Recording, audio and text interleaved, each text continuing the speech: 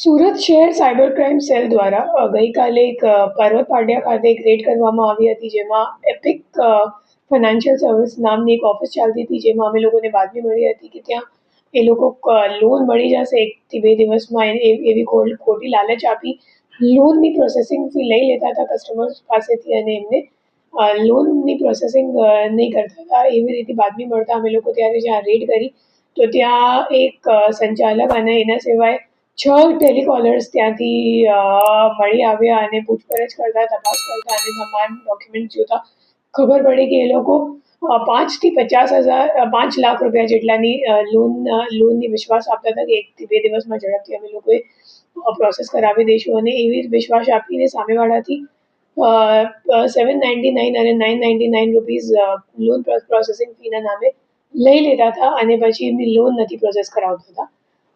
એ જે ટેલિકોલર્સ છે એમને દર દિવસની ટાર્ગેટ્સ આપવામાં આવતી હતી અને એ માહિતી એ લોકોએ મેટા એડ્સમાં એડ ચલાવીને કલેક્ટ કરતા હતા. તો જે લોકોને લોનની ઇન્ક્વાયરી કરવી હોય એ લોકો એડ પર ક્લિક કરે અને એડ પર ક્લિક કરવાથી તમારું નામ અને નંબરનું ડેટા એ લોકો પાસે પહોંચી જાય અને પછી એ લોકોની લિસ્ટ બનાવીને એ લોકો તમામ ટેલિકોલર્સ વચ્ચે વેચણી કરી બધાને ટાર્ગેટ આપવામાં આવતી હતી કે તમારે આજે 100 કોલ કરવાનું છે કે 200 કોલ કરવાનું છે અને એ મુજબ આખી પ્રક્રિયા ચાલતી હતી છેલ્લા 6-7 મહિનાથી. કેટલા આરોપી મળી? અત્યારે એક જ આરોપી પકડાયો છે અને બીજો જે આરોપી છે એ હાલ નાસ્તો કરતો છે. જે આરોપી છે એનું શું રોલ છે?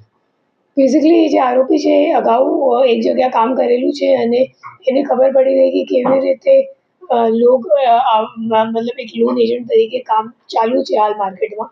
તો એમને એમ લાગ્યું કે હું લોન એજન્ટ તરીકે કામ કરી લઉં અને 799 અને 999 જેટલી નાની રકમ માટે કોઈ સાયબર ક્રાઇમ કમ્પ્લેન્ટ કરવાવાળું નથી. એટલે પછી એમને એમ લાગ્યું કે હું ઓનલાઈન કસ્ટમર્સનો ડેટા માહિતી લઈને પછી એમને ચીટિંગ કરીને એમના પાસેથી આપણે લોન પ્રોસેસિંગ ફીના નામે પૈસા લઈ લઈશું. કેટલા પૈસાના લોન લીધા હતા?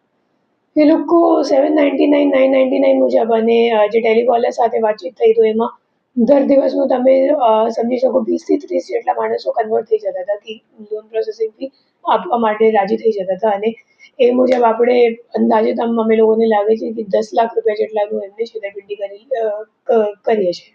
અત્યાર સુધીમાં કેટલા સુધી લોકો સાથે લોનની છેતરપિંડી કરી ચૂક્યો છે? મહિનાનું એમ લાગે છે કે 600 થી 700 જેટલા વિક્ટિમ્સ થઈ શકશે. તો અત્યાર સુધીમાં 3000 જેટલા થશે, 3-3.5 કેટલા સમયથી ચાલતું? 6 મહિનાનું તો કન્ફર્મ થઈ ગયું છે કે 6 મહિનાથી ચાલે જ છે. આરોપી પાસેથી નંબર કેવી રીતના કલેક્ટ કરતા હતા? મેટા એડ્સ પર એડ ચલાવતા હતા અને જેને લોન જોતું હોય એ લોકો એડ પર ક્લિક કરે તો એમનું નામ અને મોબાઈલ નંબર એમને મળી જાય. પછી એ મોબાઈલ નંબર આધારે એ લોકો ટેલિકોલર્સ મારફતે કોલ કરાવતા હતા કે તમે હવે એમને કોલ કરીને એમને કન્વિન્સ કરીને એમની પાસેથી લોન પ્રોસેસિંગ લઈ લો.